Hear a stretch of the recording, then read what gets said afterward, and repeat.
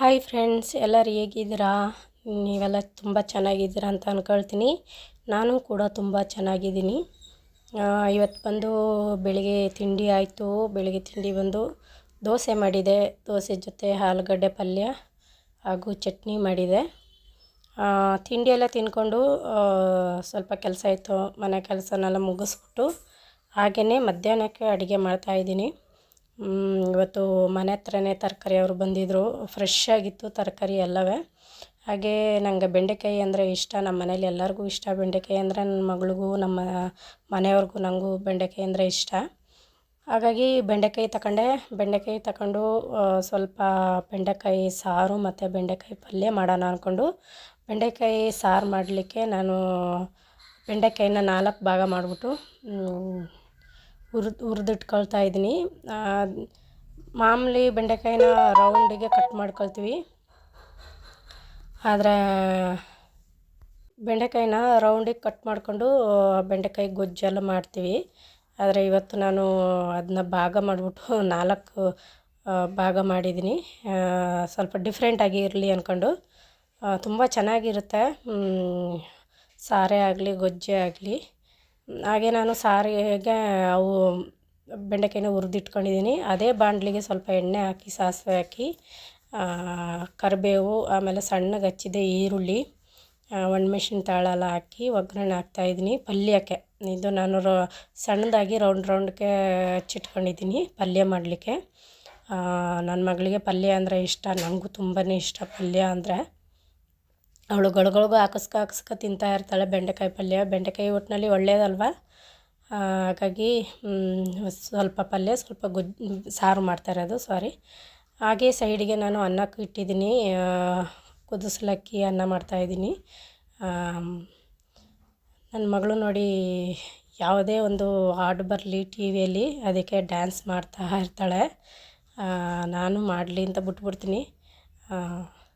ಹಾಗೆಯೇ ಬೆಂಡೆಕಾಯಿಗೆ ಸ್ವಲ್ಪ ಹುಳಿ ಹಾಕಿದೆ.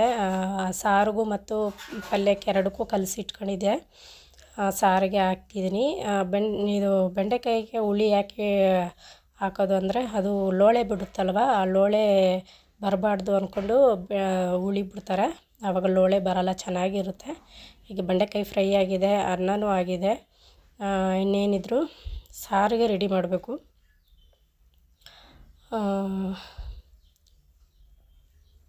ಸಾರಿಗೆ ನಾನು ತಗೊಂಡಿರೋ ಮಸಾಲೆ ಏನಂದರೆ, ಸ್ವಲ್ಪ ಕಾಯಿ ಚೂರು, ಹಾಗೆ ಕೊತ್ತಂಬರಿ ಸೊಪ್ಪು, ಫ್ರೆಶ್ ಆಗಿರೋ ಕೊತ್ತಂಬರಿ ಸೊಪ್ಪು, ಹಾಗೆ 1 ಟೊಮೆಟೊ, 1 ಈರುಳ್ಳಿ, ಒಂದು ಅರ್ಧ ಇಂಚು ಶುಂಠಿ, 1 ಗೆಡ್ಡೆ ಬೆಳ್ಳುಳ್ಳಿ. ಇದಿಷ್ಟನ್ನ ರುಬ್ಕೋಬೇಕು. ರುಬ್ಬಾಗ ಒಂದೊಂದು ಸಲ ನಾನು ಹುರಿದ್ಬಿಟ್ಟು ಎಣ್ಣೆಯಲ್ಲಿ ಫ್ರೈ ಮಾಡಿಬಿಟ್ಟು ರುಬ್ತೀನಿ, ಒಂದೊಂದು ಸಲ ಹಸಿಯಾಗಿ ರುಬ್ತೀನಿ. ಹಸಿಯಾಗಿ ರುಬ್ಬಿದ್ರೆ ಮಸಾಲೆನ ಚೆನ್ನಾಗಿ ಎಣ್ಣೆಯಲ್ಲಿ ಫ್ರೈ ಮಾಡಬೇಕು. ಆವಾಗ ಅದರ ಹಸಿ ವಾಸನೆಲ್ಲ ಹೋದ್ಮೇಲೆ ತುಂಬ ರುಚಿಯಾಗಿರುತ್ತೆ. ಈಗ ಎಣ್ಣೆ ಹಾಕ್ಕೊಂಡು ಸಾಸಿವೆ ಹಾಕ್ಕೊಂಡಿದ್ದೀನಿ. ಸಣ್ಣದಾಗಿ ಹಚ್ಚಿರೋ ಈರುಳ್ಳಿ, ಕರಿಬೇವಿನ ಸೊಪ್ಪು, ಇಷ್ಟೇ ಇದಕ್ಕೆ ಒಗ್ಗರಣೆಗೆ. ಚೆನ್ನಾಗಿ ಹಾಕಿ ಚೆನ್ನಾಗಿ ಫ್ರೈ ಮಾಡಬೇಕು. ಈರುಳ್ಳಿ ಗೋಲ್ಡನ್ ಕಲರ್ ಬರೋ ತನಕ ಚೆನ್ನಾಗಿ ಫ್ರೈ ಮಾಡಿಕೊಂಡು ಆಮೇಲೆ ಮಸಾಲೆನ ಹಾಕ್ಕೊಳ್ತೀನಿ. ಮಸಾಲೆ ಹಾಕಿ ಮಸಾಲೆ ಚೆನ್ನಾಗಿ ಬೇಯಬೇಕು. ಅದು ಎಣ್ಣೆ ಬಿಡೋ ತನಕ ಚೆನ್ನಾಗಿ ಬೇಯಬೇಕು. ಆವಾಗಲೇ ಸಾರು ಆಗಲಿ ಗೊಜ್ಜಾಗಲಿ ರುಚಿ ಬರೋದು. ಮಸಾಲೆನ ನುಣ್ಣಗೆ ರುಬ್ಕೊಂಡಿದ್ದೀನಿ. ನನಗೆ ಯಾವುದೇ ಸಾರಿಗಾಗಲಿ ತೆಂಗಿನಕಾಯಿನ ನುಣ್ಣಗೆ ರುಬ್ಕೊಂಡ್ರೆ ಇಷ್ಟ ಆಗೋದು. ಒಬ್ಬೊಬ್ಬರು ತರಿಯಾಗಿ ರುಬ್ಕೊಳ್ತಾರೆ, ಅದು ಇಷ್ಟ ಆಗೋಲ್ಲ ನನಗೆ. ಬಾಯಿಗೆ ಸಿಕ್ಕಬಾರ್ದು, ಕಾಯಿ ರುಬ್ಬಿ ಹಾಕಿದ್ದೀವಿ ಅಂತಲೇ ಗೊತ್ತಾಗಬಾರ್ದು, ಆ ಥರ ರುಬ್ತೀನಿ ನಾನು. ಈಗ 1-2 ಸ್ಪೂನು ಖಾರದ ಪುಡಿ ಹಾಕ್ಕೊಂಡು ಸಾಂಬಾರು ಪುಡಿ ಹಾಕಿ ಚೆನ್ನಾಗಿ ಮಸಾಲೆನ ಫ್ರೈ ಮಾಡ್ಕೊಳ್ತಾ ಇದ್ದೀನಿ. ಅದು ಎಣ್ಣೆ ಬಿಡಬೇಕು. ಸ್ವಲ್ಪ ಹೊತ್ತು 5 ನಿಮಿಷ ಮುಚ್ಚಳ ಮುಚ್ಚಿ ಬೇಯಿಸ್ಕೊಂಡು ಅದಕ್ಕೆ ಈಗ ಹುರಿದಿಟ್ಟಿರೋ ಬೆಂಡೆಕಾಯಿನ ಹಾಕಿ ಚೆನ್ನಾಗಿ ಮಿಕ್ಸ್ ಮಾಡಬೇಕು. ಮಸಾಲೆ ಎಲ್ಲ ಚೆನ್ನಾಗಿ ಹಿಡಿಲಿಕ್ಕೆ ಚೆನ್ನಾಗಿ ಮಿಕ್ಸ್ ಮಾಡಿಕೊಂಡು ಇನ್ನೊಂದು 5 ನಿಮಿಷ ಮುಚ್ಚಳ ಮುಚ್ಚಿ ಚೆನ್ನಾಗಿ ಫ್ರೈ ಮಾಡಿಕೊಂಡು ಬೇಯಷ್ಟು ನೀರು ಹಾಕ್ಕೊಳ್ತಾ ಇದ್ದೀನಿ. ಇದು ಸ್ವಲ್ಪ ಸಾರಿಗೆ ಅಲ್ವಾ, ಸಾರಿಗೆ ಅಂತ ಹೇಳ್ಕೊಂಡು ಸ್ವಲ್ಪ ಜಾಸ್ತಿನೇ ನೀರು ಹಾಕ್ತೀನಿ. ನೀರು ಹಾಕಿ ಚೆನ್ನಾಗಿ ಬೇಯಿಸ್ಕೊಳ್ತಾ ಇದ್ದೀನಿ. ಹಾಗೆಯೇ ನನ್ನ ಮಗಳು ಬಂದಳು, ಅವಳಿಗೆ ಹೊಟ್ಟೆ ಹಸ್ದುಬಿಟ್ಟಿತ್ತು. ಅದಕ್ಕೆ ಬೇಗ ಊಟ ಕೊಡು ಅಂತ ಕೇಳ್ತಾ ಇದ್ದಾಳೆ. ಅದಕ್ಕೆ ಇನ್ನೂ ಸಾರು ಆಗಿಲ್ಲ ಅಂತ ಹೇಳ್ತಾ ಇದ್ದೀನಿ. ಸಾಲು ಸ್ವಲ್ಪ ಕುದಿಬೇಕು. ಏನು ನಿಂದು? ಹಾಂ, ಏನು ನಿಂದು?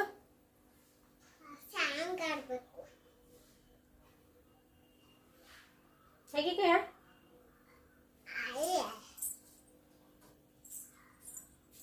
ಒಂದು ವಾರ ಆದ್ರೆ ಸಾಕು ಇವಳಿಗೆ ಊಟ ಬೇಕು ಅಂತ ಇರ್ತಾಳೆ. ಇನ್ನು ಸಾರು ಸ್ವಲ್ಪ ಮಳ್ಳಬೇಕು, ಕುದಿಬೇಕು ಸಾರು ಕುದಿಬೇಕು ತಾನೆ? ಸಾರು ಕುದಿಬೇಕು ತಾನೆ? ಹಾಂ ಸಾರು ಕುದ್ರೆ ತಾನೆ ಊಟ ಮಾಡೋಕ್ಕಾಗೋದು. ಹಾಂ ಮತ್ತೆ ಹಾಂ ಉಳ್ಳಿ ಎಲ್ಲಿ ಮಾಡಿದಿರಿ? ಬೆಂಡೆಕಾಯಿ ತಿಂತೀನಿ, ಬೆಂಡೆಕಾಯಿ ಬಸಿ ಹಾಕು ತಿಂತೀನಿ.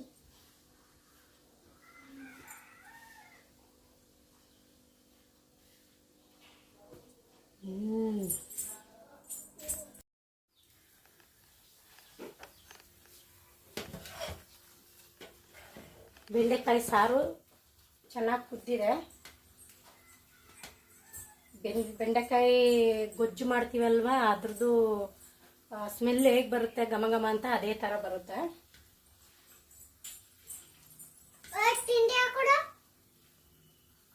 ತಿಂಡಿ ಎಲ್ಲ ಊಟ ನನಗೆ ಆವಾಜ್ ಮಾಡ್ತೀಯಾ?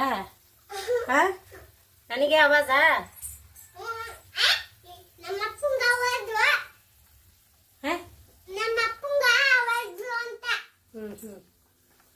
ಅದ್ರ ಅರ್ಥ ಏನಂತಾನೆ ಗೊತ್ತಿಲ್ಲ, ಆವಾಜ್ ಅಂತ ನೋಡಿ. ಅವಳಿಗೀಗ ಊಟ ಹಾಕಿಟ್ಟಿದ್ದೀನಿ. ಇಲ್ಲಿ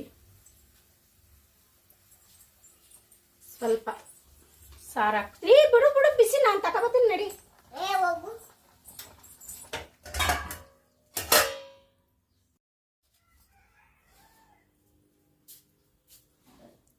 ತಕ ಊಟ ಮಾಡಲ್ವಾ? ಯಾಕ? ಹಾಂ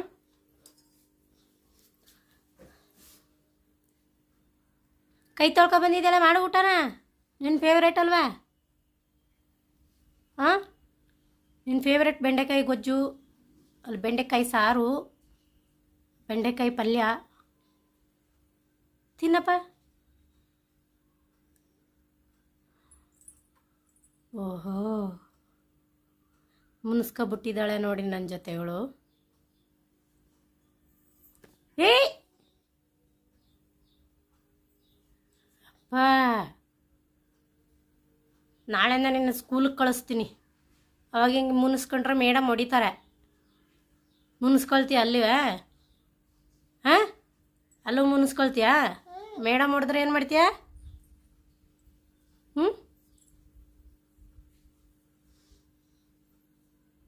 ಏನು ಮಾಡ್ತೀಯ ಹೇಳು? ಕಡ್ಡಿ ತಗೊಂಡು ಹೊಡೆದ್ರೆ ಏನು ಮಾಡ್ತೀಯ ಮೇಡಮು? ಹಾಂ ಬಿಸಿ ಇದೆ ಪಾತ್ರೆ ಮುಟ್ಟಬೇಡ ಅಂತ ತಾನೆ ನಾ ಹೇಳಿದ್ದು.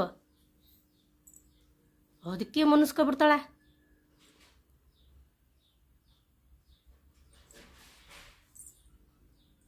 ಚಿನಿಮಾ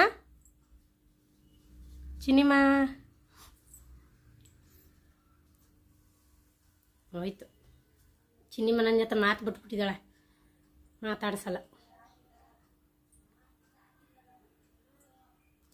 ಹೊಟ್ಟೆ ಸಿತ್ತೆ ಅಂದೆಲ್ಲ ಊಟ ಮಾಡು ಮತ್ತೆ. ಹಾಂ ಇಲ್ಲಿ ನೋಡಲಿ, ನನ್ನ ನೋಡಲಿ ಚಿನಿಮಾ. ಓ ನೋಡಿ ಫ್ರೆಂಡ್ಸ್, ಚಿನಿಮಾ ನನ್ನ ಜೊತೆ ಮುನ್ಸ್ಕೊಬಿಟ್ಟಿದ್ದಾಳೆ. ಅವಳಿಗೆ ಬೈದ್ಬಿಟ್ಟೆ, ಅದಕ್ಕೆ ಮುನ್ಸ್ಕೊಬಿಟ್ಟಿದ್ದಾಳೆ.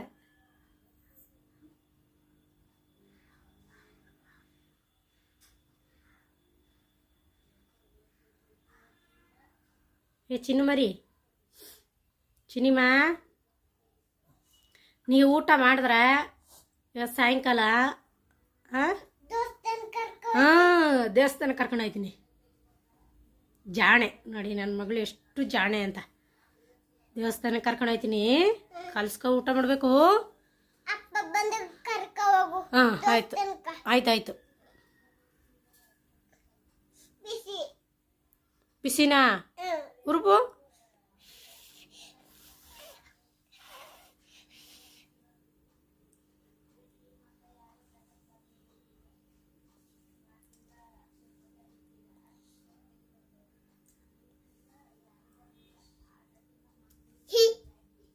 ಬಿಡಿ ಹ್ಞೂ ಆಗ್ಲಿ. ತಿನ್ನು, ಚೆನ್ನಾಗಿದೆಯಾ ಅಂತ ನೋಡು.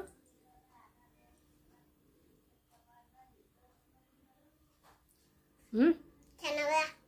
ಅದಾ ಹ್ಮ್ ಸೂಪರಾ. ಸೂಪರ್. ಪಲ್ಯ ತಿನ್ನು ನೋಡು.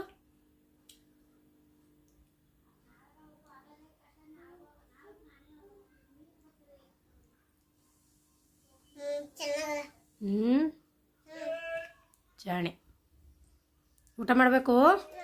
ಎಲ್ಲಾನು ತಿನ್ಕತ್ತೀನಿ. ಎಲ್ಲ ತಿನ್ಕೊಬಿಡ್ಬೇಕು. ಆಗ ಉದ್ದ ಬೆಳಿತೀನಿ.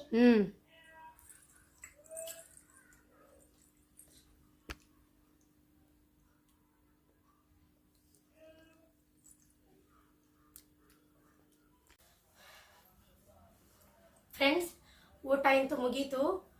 ಬೆಂಡೆಕಾಯಿ ಸಾರಂತೂ ತುಂಬ ಚೆನ್ನಾಗಿತ್ತು, ತುಂಬ ರುಚಿಯಾಗಿತ್ತು. ಪ್ರತಿ ಸಲ ಏನು ಬರೀ ಬೆಂಡೆಕಾಯಿ ಗೊಜ್ಜು ಗೊಜ್ಜು ಅಂತ ಮಾಡ್ಕೊತೀನಿ ಅಂದ್ಕೊಂಡು ಸಾರು ಮಾಡ್ಬಿಡೋಣ ಅಂದ್ಕೊಂಡು ಮಾಡಿದೆ. ತುಂಬಾ ರುಚಿಯಾಗಿತ್ತು.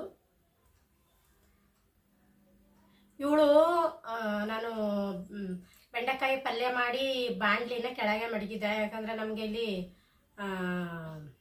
ಅಂದರೆ ಮಡಿಕೊಳಕ್ಕೆ ಯಾವುದು ಇದಿಲ್ಲ, ಏನು ಹೇಳ್ತಾರೆ ಅಲ್ಲಿಗೆ ಅಂತ ಹೇಳ್ತಾರಲ್ಲ, ಸ್ಲ್ಯಾಬ್ಗಳು ಏನಿಲ್ಲ. ಇದೆಲ್ಲ ಹಳೆ ಕಾಲದ ಮನೆ ಅಲ್ವಾ, ಹಾಗಾಗಿ ಸ್ಲ್ಯಾಬೆಲ್ಲ ಏನಿಲ್ಲ. ನಾವು ಏನಿದ್ದು ಮಾಡಿಬಿಟ್ಟು ಕೆಳಗೆ ಮಡಿಕೋಬೇಕು. ಹಾಗೆ ಕೆಳಗೆ ಮಡಗಿದ್ದೆ. ಇವಳು ಬಂದ್ಬಿಟ್ಟು ಎತ್ತಿದ್ರು. ಅದು ಬಿಸಿಯಾಗಿತ್ತು. ಬಿಸಿಯಾದ ಮುಟ್ಟಬೇಡ ಅಂದರು ಅದನ್ನ ಮುಚ್ಚಳನೇ ಎತ್ಬಿಟ್ಟಿದ್ದಾಳೆ.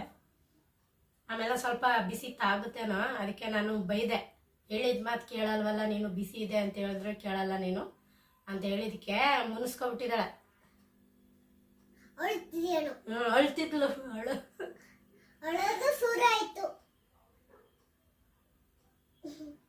ನೋಡಿ ಎಷ್ಟು ಮಾತಾಡ್ತಾಳೆ ಅಂತ.